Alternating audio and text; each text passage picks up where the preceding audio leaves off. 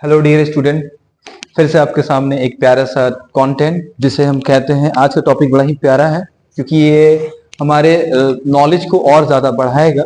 जैसे हम प्लांट में देखते हैं तो प्लांट में कोई फूल होता है, या तो बाईसेक्सुअल होता है या यूनिसेक्सुअल होता है, यानी या द्विलिंगी होगा या एक लिंगी होता है।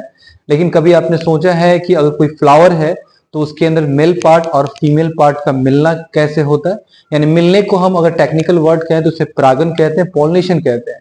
तो कुछ अलग अलग सिचुएशन होता है। अगर कोई जो फूल है अगर पानी के अंदर पॉलिनेट कर रहा है तो उसे हम कहते हैं क्या?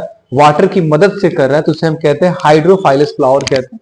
अगर हवा के द्वारा कोई मेल पार्ट फीमेल से जाकर मिल जाता है, यानी परागन इन पॉलिनेशन हो जाता है, उसे हम कहते हैं एनिमोफाइलस फ्लावर कहते हैं। तो कौन कौन सा वो प्लांट्स है या कौन कौन सा फ्लावर है तो हम देखेंगे यहाँ पर।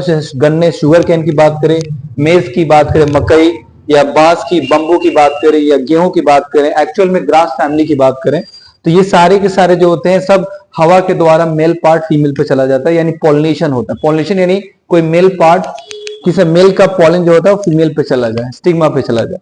तो ये चीजें जो आपके सामने लिखा में ये हवा के द्वारा पॉलिनेशन इसमें होता है, यानी एनिमोफाइलस फ्लावर है। अगर हम बात करें पानी के द्वारा हाइड्रोफाइलस फ्लावर कौन है तो वैलिस्नेरिया कह दिया, हाइडिला कह दिया और ज़ूस्टेरा हमने कह दिया।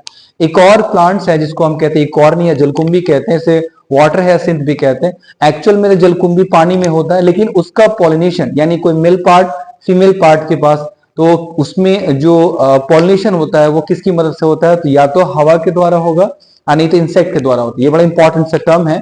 एक्चुअल में जलकुंभी तो हम जानते हैं पानी में रहता है, लेकिन उसका पॉलिनेशन कैसे होता है तो वो हवा या इंसेक्ट के द्वारा होता है। ये एक इंपॉर्टेंट सा पॉइंट था।